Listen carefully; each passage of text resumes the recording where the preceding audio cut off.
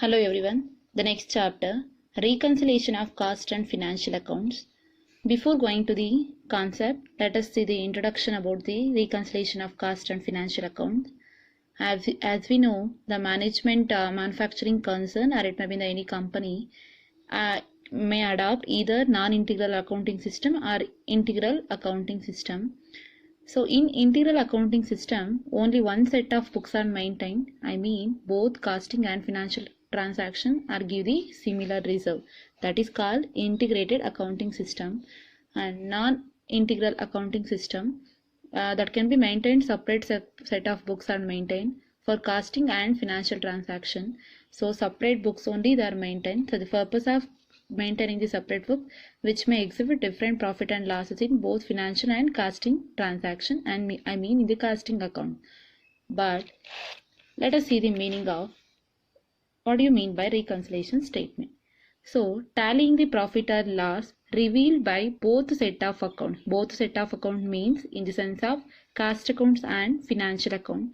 A statement which is prepared for reconciling the profit between financial account and cost account is known as reconciliation of statement. See, as I told, why we are preparing the cost and financial account in the reconciliation statement. See, for the purpose of tallying the both profit and losses revealed in the both the set of account. That's the reason we are going to prepare the cost and financial accounts of reconciliation statement. Reconciliation statement for the preparing for the purpose of when we are going to prepare the reconciliation statement at any difference profit and losses will be getting in both financial account and cost account. That's the reason we are going to prepare the reconciliation statement. What is the reason we are getting the difference in profit in both financial and cost account? Because for example, we are in cost account we are maintaining the stock valuation method and depreciation method. It can be changed so that separate set of books are to be maintained so that we are getting the different profit and losses in both financial accounts and cost account. Reconciliation statement is similar like bank reconciliation statement.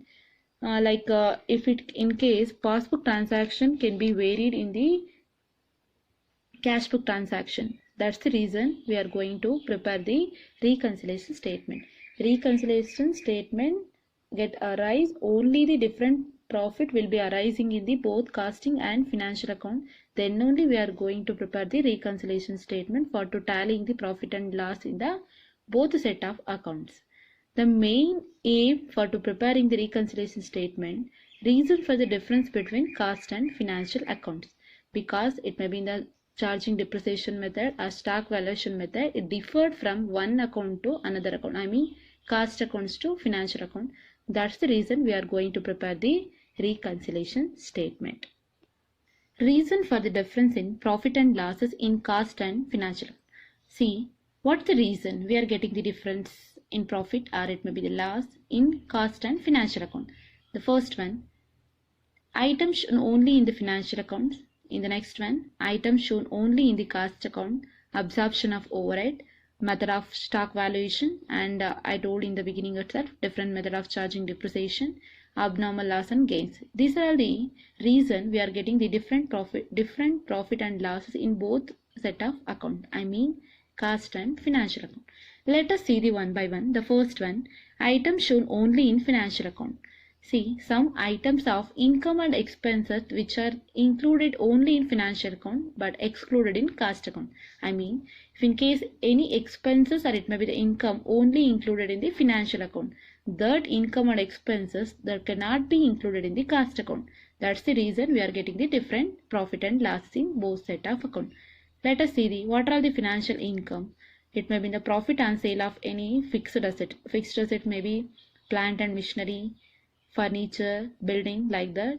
If people are going to sell any fixed asset, you are getting the profit, that is the financial income. Interest received on investment. You people are going to be invested in any other, it may be the shares or it may be anything. For that investment, you are receiving the interest, that is the financial income. Like that, if you people are going to be investing in the shares, you will get the dividend, that is also financial income. Rent, brokerage and commission received, that is also financial income. Premium on issue of shares. Premium only you are issuing his shares and collecting the amount from the shareholders. That is also financial income. Transfer fees received from one department, or it may be one company. That is the reason, that is the financial income. See now, what are the financial expenses? Loss on sale of fixed assets, interest paid on bank loan and mortgages. Mortgages mean pledging of any asset. You are getting the you need to pay the interest to the mortgage holders. The next one, discount paid and dividend paid to the debenture holder. Discount paid and dividend paid to the shareholders. Losses due to damage of plant and machinery, of theft of any valuable assets.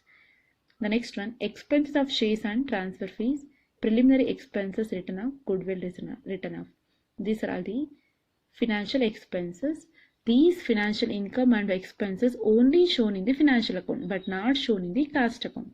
After first one, item shown only in cost account. Let us see.